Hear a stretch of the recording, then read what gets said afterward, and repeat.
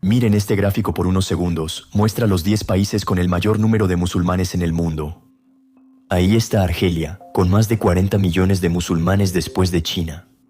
India ocupa el segundo lugar del ranking, con unos 200 millones de musulmanes.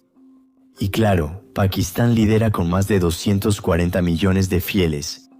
Y si les dijera que este gráfico es falso, ninguno de estos países lidera. El número 1 está en otro sitio, a miles de kilómetros de Medio Oriente y de la cuna del Islam. Ese país es Indonesia. Con aproximadamente 242 millones de musulmanes, tiene por sí sola más musulmanes que Egipto, Turquía y Argelia juntos. Aunque hablamos de Islam, rara vez pensamos en Indonesia.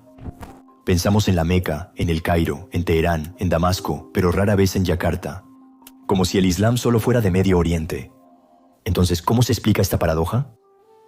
¿Cómo una religión del desierto árabe llegó al otro extremo de Asia? ¿Y por qué se impuso hasta el punto de convertir a Indonesia en el país musulmán más grande del mundo?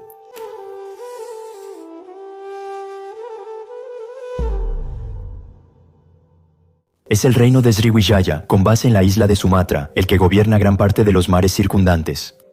Es un rico imperio marítimo que controla rutas comerciales entre India, China y el sudeste asiático. Los comerciantes intercambian oro, madera, sal y especias, muy valoradas en Occidente. La religión principal no es el Islam. Los reyes de Sriwijaya practican el budismo Mahayana y el reino es un importante centro espiritual.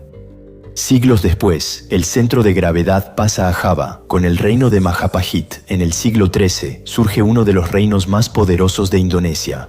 Domina el archipiélago, influye en Malasia y más allá. Nuevamente, el Islam no es la religión principal. Las élites y el pueblo practican hinduismo, budismo y creencias locales mezcladas.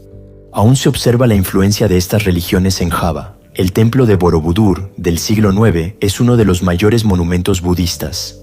El complejo Prambanan, cerca, refleja la riqueza cultural y religiosa hindú de esa época. Durante varios siglos, entonces, Indonesia no es para nada musulmana, es budista, hindú y profundamente religiosa, marcada por la influencia india. Pero eso cambiará, ya que desde el siglo XIII surge una nueva religión en el archipiélago. De hecho, desde la Edad Media, las rutas marítimas del Océano Índico son recorridas por comerciantes provenientes de Arabia, de Persia y sobre todo de Gujarat, en el oeste de la India. Y con ellos, una nueva religión circula, el Islam. En las costas de Sumatra surgen los primeros focos musulmanes. Samudra Pasai, fundado en el siglo XIII, es el reino islámico más antiguo y fue pionero pese a su pequeño tamaño. Sus soberanos adoptan el Islam y se vinculan con otros reinos musulmanes del mundo indio. Después están sultanatos como Aser, Banten y Demak, donde la conversión inicia con las élites, reyes, nobles y comerciantes. Esto les da grandes redes comerciales y prestigio político. El Islam se expande gradualmente, las mezquitas sustituyen a los templos y la gente se convierte.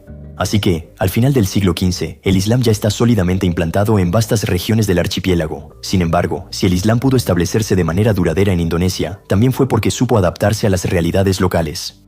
En las zonas rurales, los habitantes seguían muy apegados a sus antiguas creencias, una mezcla de hinduismo, budismo y tradiciones animistas, y el Islam no las borró de un golpe, al contrario, se mezcló con esas prácticas. Por eso, algunas mezquitas antiguas de Indonesia tienen diseños inspirados en templos locales, con techos superpuestos, distintos a los del mundo árabe. La mezcla de creencias explica la aceptación del Islam por las poblaciones locales. No se imponía como una ruptura brusca, sino más bien como una continuidad, una evolución natural de las tradiciones. En el siglo XVI surge un nuevo actor en la historia del archipiélago. Europeos. En 1512 portugueses llegan a Molucas, las Islas de las Especias. Su objetivo es simple, controlar el comercio del clavo de olor y la nuez moscada, productos raros que valen una fortuna en Europa. Los portugueses construyen fuertes, instalan guarniciones y también intentan imponer el catolicismo mediante misioneros. Poco después, los españoles aparecen a su vez en 1521 y ellos también intentan establecerse en las Molucas. Durante años, portugueses y españoles compiten por la región, pero los españoles se enfocan en Filipinas y los portugueses conservan Indonesia Oriental. Hasta el siglo XVII ocurre un cambio decisivo. En 1602, los neerlandeses fundan la Compañía de las Indias Orientales, BOC. Mejor organizada, con una flota poderosa y un capital inmenso, expulsan progresivamente a los portugueses. Su base se traslada a Batavia, hoy Yakarta. Desde entonces, la BOC monopoliza el comercio de especias y controla el archipiélago. Durante más de 3 siglos, los neerlandeses seguirán siendo la principal potencia colonial en Indonesia.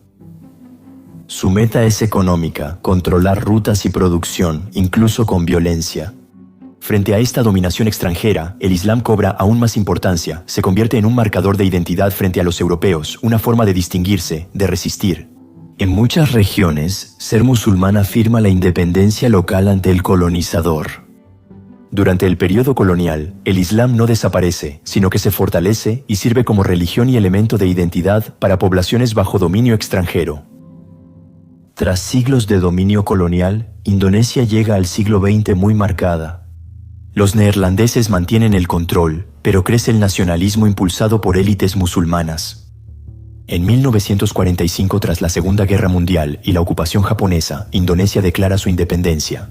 El Estado se basa en la ideología Pancasila, con 5 principios: fe en un solo Dios, humanidad justa, unidad de Indonesia, democracia sabia y justicia social para todos. Esta doctrina reconoce varias religiones y prioriza la unidad del archipiélago en la identidad nacional.